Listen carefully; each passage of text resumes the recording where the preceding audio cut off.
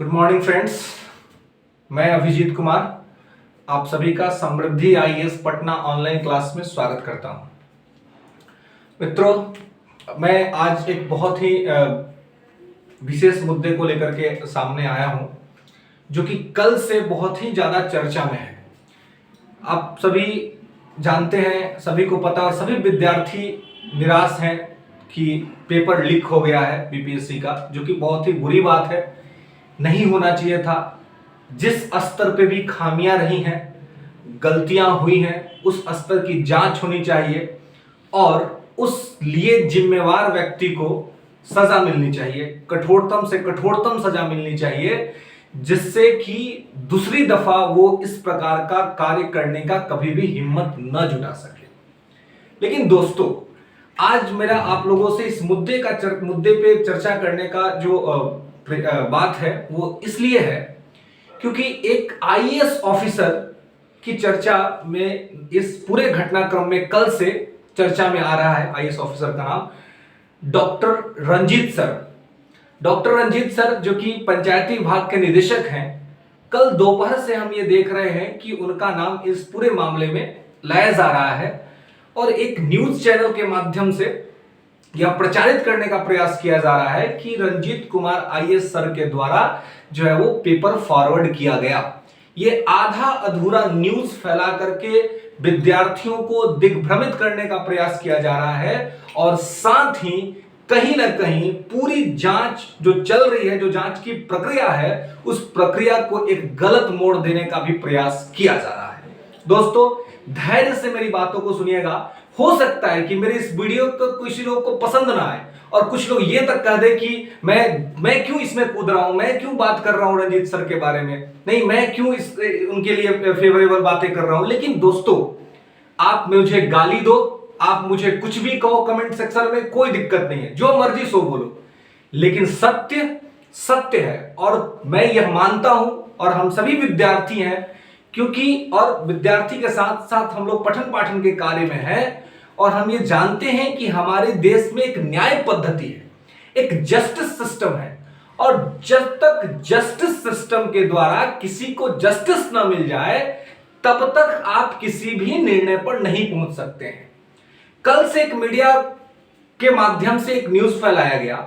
और तभी से रंजीत सर के बारे में गलत तरह की बातें हो रही हैं, ठीक है, जबकि हम सभी जानते हैं कि ये निहायत ही बहुत ही ईमानदार आईएएस ऑफिसर हैं और इन्होंने बहुत सारे काम किए हैं और बिहार के एक छोटे से परिवार से, एक सामान्य मध्यम वर्गीय परिवार से निकल करके रंजीत सर जो है अपना एक पहचान बनाए और आईएएस ऑफिसर बने। 2008 बैच के आईएएस ऑफिसर, गुजरात कैडर हैं ये, ठीक है। फिर ये बिहार आए, बिहार में सीतामढ़ी डीएम रहे और सीतामढ़ी डीएम रहने के दरमियान उन्होंने इतनी बेहतरीन काम किया, इन्होंने सीतामढ़ी जिला को ओडीएफ फ्री जिला किया, घोषित करवाया और बहुत ही ईमानदारी से काम किया। वहां की जनता इनके काम को जानती है। इसके साथ ही इनकी जो संस्था है मिशन 50 आईएएस, ये आपको पता है कि जो प्रतिभावान विद्यार्थी हैं, जिनके पास प्रतिभा है, उनको प्रतिभा को मंच प्रदान करते हैं, ईमानदारी से अपने इतने बिजी शेड्यूल से ड्यू टाइम निकाल करके बच्चों का मार्गदर्शन करते हैं, बच्चों को एजुकेशन देते हैं, बच्चों को बताते हैं कि सिविल सेवा में आप किस प्रकार से बेहतर कर सकते हैं, ठीक है, और बच्चों से कनेक्टिविटी रखते हैं, विद्यार्थियों के साथ एक कनेक्टिविटी रखते हैं और विद्यार्थियों को आने वाले किसी भी समस्या का समाधान बताते हैं, ठीक है। इस वजह से लोकप्रिय भी हैं और आप सभी जानते हैं कि जब आदमी लोकप्रिय होता है, जब आदमी आगे बढ़ता है तो कहीं ना कहीं उसके दुश्मन भी बढ़ते हैं। और यह सत्य बात है कि मिशन 50 एक चर्चित संस्थान है पटना का और जिसमें कि रंजीत सर आईएएस के नेतृत्व में पठन पाठन का कार्य होता है और उनके ऊपर इस प्रकार का आरोप लगा करके उनकी छवि को धूमिल करने का प्रयास किया जा रहा है, साथ साथ संस्था को धूमिल करने का प्रयास भी किया जा रहा है। विद्यार्थियों, मैं आपसे ये कहना चाहूंगा, देखिए, कुछ भी हो सकता है, ठीक है, कुछ भी हो सकता है, लेकिन हमें तब तक किसी भी निष्कर्ष पर नहीं पहुंचना चाहिए जब तक कि जांच की प्रक्रिया पूरी ना हो जाए। आप सोचिए कि आप कल से कुछ लोग उनको ट्रोल कर रहे हैं, उनके बारे में गलत गलत बातें कर रहे हैं। उस इंसान ने इतनी अच्छी काम किए हैं अपने जीवन में, इतने गरीब विद्यार्थियों को सहारा दिया है, वो सब खत्म हो गया क्या? कम से कम इंतजार तो करे कि क्या निर्णय क्या आता है। देखिए पूरा मामला क्या है, पूरा मामला जो संज्ञान में आया है मैं आपको बता रहा हूं कि जब ये जो 8 मई का जो दिन है, जब बीपीएससी का जो एग्जाम था, जिस दिन आपको पता है उन्होंने इतने अच्छे काम किए हैं, उसी सीतामढ़ी में उन्होंने जो सब ब्लड डोनेशन के लिए वहां पे संस्था को स्थापित किया है, ठीक है, और उसी का अनावरण करने के लिए वो जा रहे थे और 11:43 के आसपास में उनके नंबर पे पेपर आता है, ठीक है, और उस पेपर को वो परीक्षा नियंत्रक अमरिंदर कुमार जी को ट्रांसफर कर देते हैं और उनसे कहते हैं कि भाई पेपर ये आप जांच करिए और देखिए कि ये क्या मुद्दा है, ये पेपर ऐसे हो रहा है, ठीक है, यही है। लेकिन इसमें यह बताने का प्रयास किया जा रहा है कि उन्होंने किसी और को पेपर ट्रांसफर कर दिया, जबकि उन्होंने एक एक्टिव सिटीजन का रोल प्ले किया, अपने फंडामेंटल ड्यूटी को पूरा किया, एक वरिष्ठ आईएएस अधिकारी होने के नाते जो उनकी जिम्मेवारी बनती थी उस जिम्मेवारी को उन्होंने पूरा किया और उन्होंने किसी और को नहीं बल्कि बीपीएससी के परीक्षा नियंत्रक को वो पेपर सेंड किया कि आप देखिए और आपकी इसमें किस प्रकार की चीजें हो रही हैं या क्या है। लेकिन इस पूरे मामले में उनको यह दिखाने का प्रयास किया जा रहा है कि उन्होंने पेपर लीक कराया है। दोस्तों देखिए मैं बार बार आपसे कह रहा हूं कि जब तक जांच प्रक्रिया पूरी ना हो जाए और जांच प्रक्रिया के बाद जब तक कोई चीजें क्लियर ना हो जाए तब तक किसी के साथ इस तरह का नाम लेना ठीक बात नहीं है। उनका परिवार है, फैमिली है, इतना मेहनत करके कोई आईएएस बनता है, कितना पढ़ना लिखना पड़ता है, दिन रात मेहनत करना पड़ता है, वो भी ये परीक्षा मुश्किल तब हो जाती है और ज्यादा जब आप एक सामान्य पृष्ठभूमि से आते हो, एक मध्यम वर्गीय परिवार के लड़का हो, आप समझ सकते हैं आईएएस बनना कितना मुश्किल होता है। और वो आदमी बनने के बाद जो उन्होंने काम किए हैं आम जनता के लिए, आम विद्यार्थियों के लिए, उसको हम नहीं भूल सकते हैं। और मैं ये नहीं कह रहा हूं कि आप उनको भगवान मानिए, आप उनको देवता मानिए, लेकिन मैं ये कह रहा हूं कि एक इंसान के तौर पर एक रिस्पेक्ट तो रखना ही पड़ेगा ना, और कम से कम तब तक तो रख लीजिए जब तक कि जांच की प्रक्रिया पूरी नहीं हो जाती है, जांच की प्रक्रिया के रिजल्ट्स नहीं आ जाते हैं, क्योंकि यह पूरा जो मामला है वो कहीं ना कहीं एक बना बनाया खेल है जिसमें उनको फंसाने की कोशिश की जा रही है। इसकी पूरी संभावना है, ठीक है, ऐसा नहीं भी हो सकता। कुछ लोग ऐसे होंगे जो मेरे इस बात से सहमत नहीं होंगे, ठीक है, सहमति और असहमति चलती है, लेकिन दोस्तों मैं इतना कह रहा हूं बस कि जांच की प्रक्रिया में जब तक किसी व्यक्ति को या दोषी नहीं ठहरा दिया जाए तब तक केवल शक के आधार पर उसके मान, पद और प्रतिष्ठा को हानि पहुंचाना उचित नहीं है, क्योंकि वो एक पब्लिक फिगर है, उनकी फैमिली है, उनका रिलेटिव्स हैं, सब लोग हैं उनके आसपास, और कोई नहीं जानता है कि क्या हुआ है। और सोचिए कि जब यह पता चलेगा कि रंजीत सर पर जो आरोप लगा था वो आरोप गलत था, तो क्या जो लोग उनके लिए कटु शब्द निकाल रहे हैं, क्या पब्लिक में जो उनकी इमेज पे निगेटिव इंपैक्ट पड़ रहा है, क्या वो वापस हो पाएगा कभी?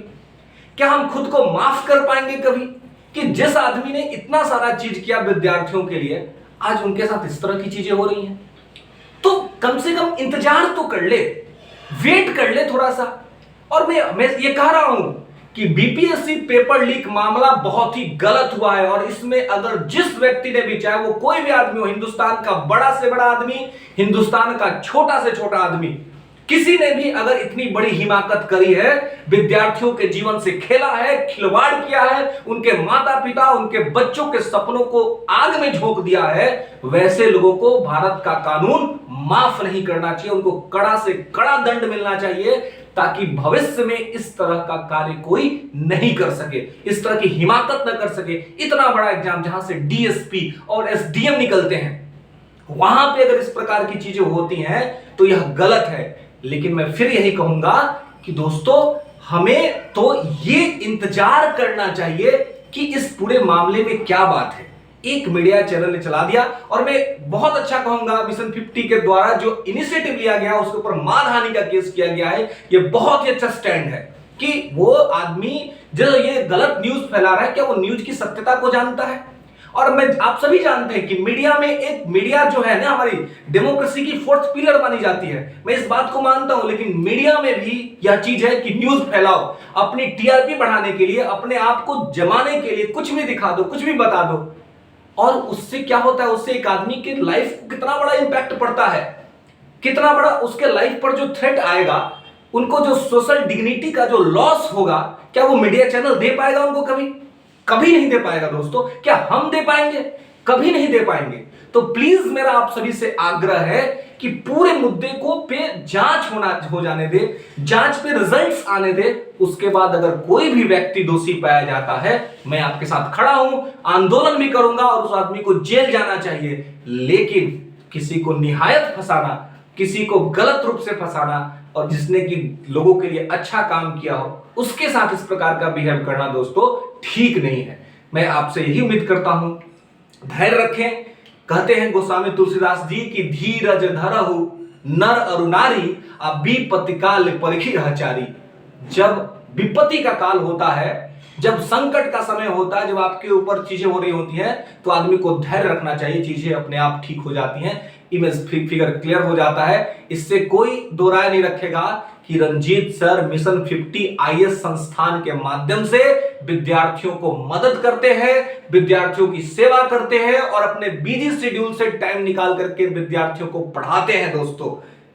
इस चीज को इग्नोर नहीं कर सकते हैं, इस चीज को ध्यान रखना होगा और इंतजार करना होगा। जो सच है वो सबके सामने आएगा, और जब सच आएगा तो आपको जो करना होगा आप करिएगा। मेरा ये भाव है, मैंने सोचा मैं आप सभी को बताऊं, और मैं आप सभी से भी बस यही उम्मीद करूंगा कि पेशेंस रखिए और मामले की जांच होने दीजिए। जांच होने के बाद जो व्यक्ति भी दोषी पाया जाता है उसके साथ कठोरतम कार्रवाई करना चाहिए, चाहे वो दुनिया का कोई भी आदमी हो। धन्यवाद मित्रों।